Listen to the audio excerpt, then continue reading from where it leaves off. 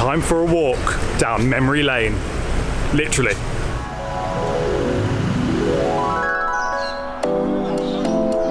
Some places can give you the feeling of stepping back in time.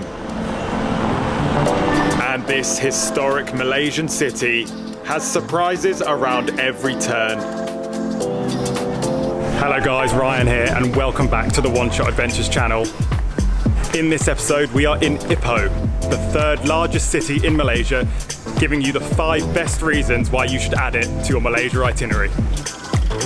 With a name that sounds like a Cockney saying hippo, this former tin mining town is full of amazing and somewhat unexpected things to see. From peaceful nature to its rich cultural history, and even a bizarre hot spring theme park. Let's start off by exploring the historic Old Town. Colourful colonial architecture dominates the centre of the city. And if it looks a little familiar, it's because it bears a striking resemblance to Georgetown in Penang.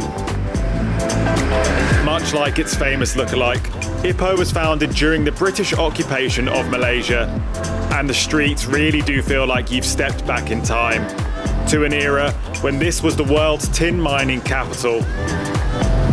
But unlike Georgetown, Ipoh's narrow streets and alleyways don't feel anywhere near as busy. Well, apart from one of them.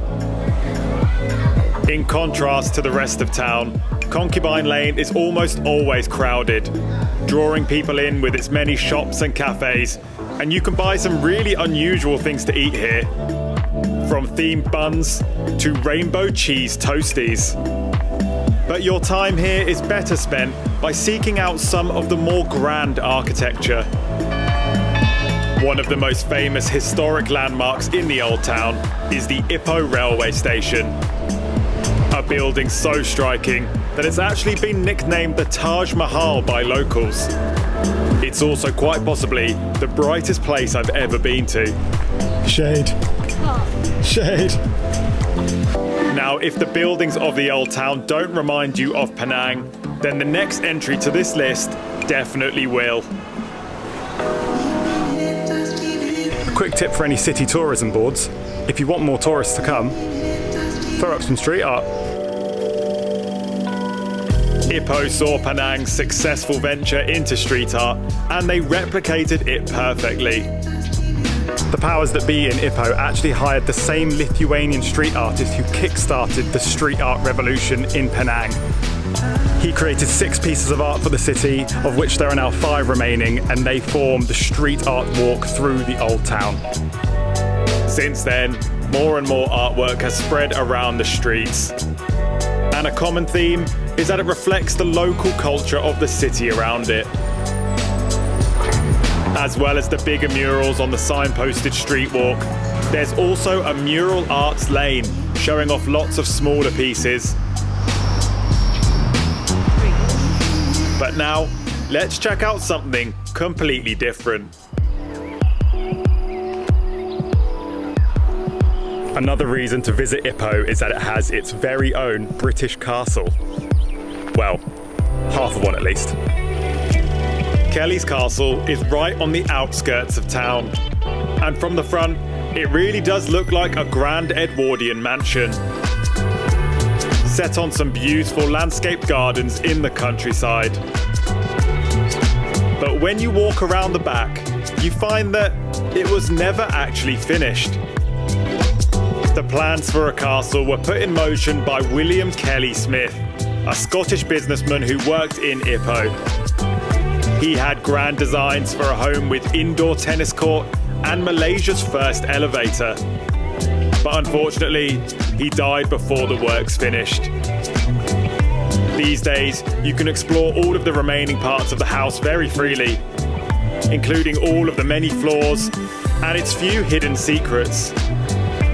Mr. Kellie seemed to be quite a paranoid guy, because there's 5 different escape routes from different points in the castle.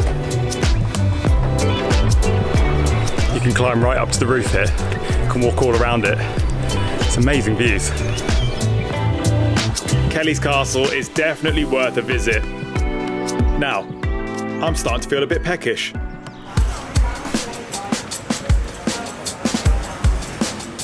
Next up is trying the local Ipoh food and drink.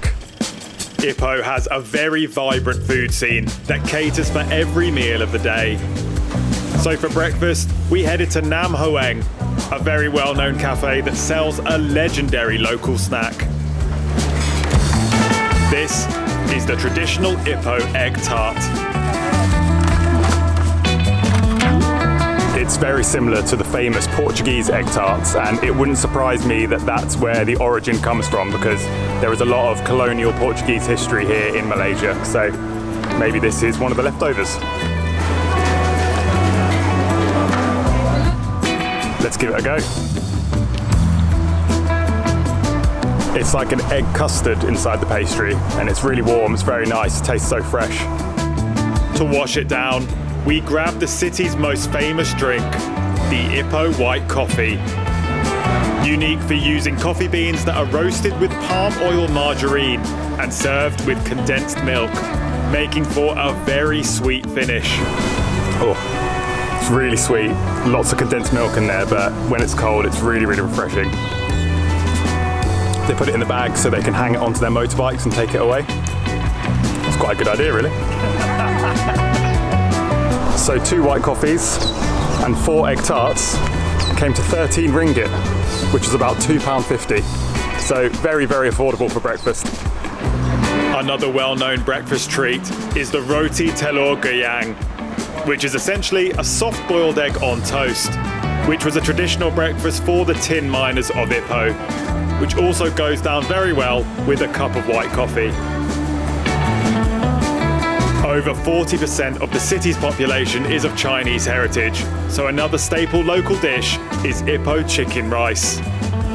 Pairing smooth poached chicken with a light soy sauce, which may sound simple, but it really is delicious. And as with every place we visited in Malaysia, I had to seek out some of my favourite places to eat. Some of the best places to get a big, filling but affordable meal in Malaysia is at a nasi kandar. 2 big plates of rice with curry and 2 coffees came to 17 ringgit 40, which is roughly around £3.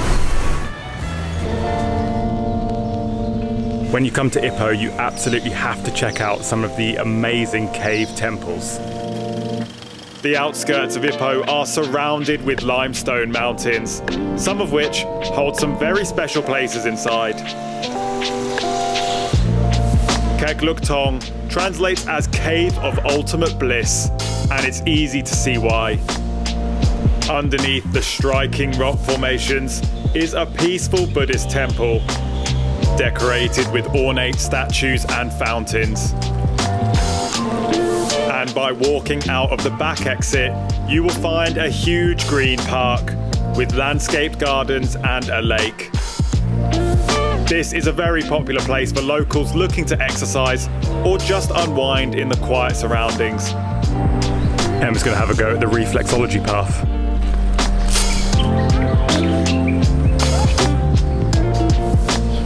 How does it feel? Another well-known cave in the area is Perak Tong, which boasts a similar cave-bound temple with its own hidden exit climbing out from the back. The cool thing about this place is that you can climb right to the top of the mountain, and from there you get some amazing views over the city. The very steep steps take you past groups of local monkeys, and eventually you get rewarded handsomely for your efforts.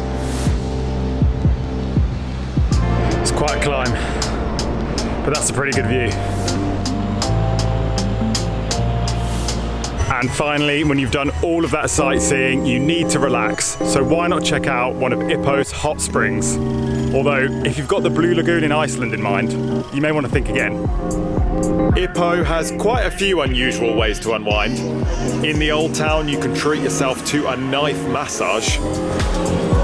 But this was by far the most surprising thing we did. The Lost World of Tambun is a full-on theme park.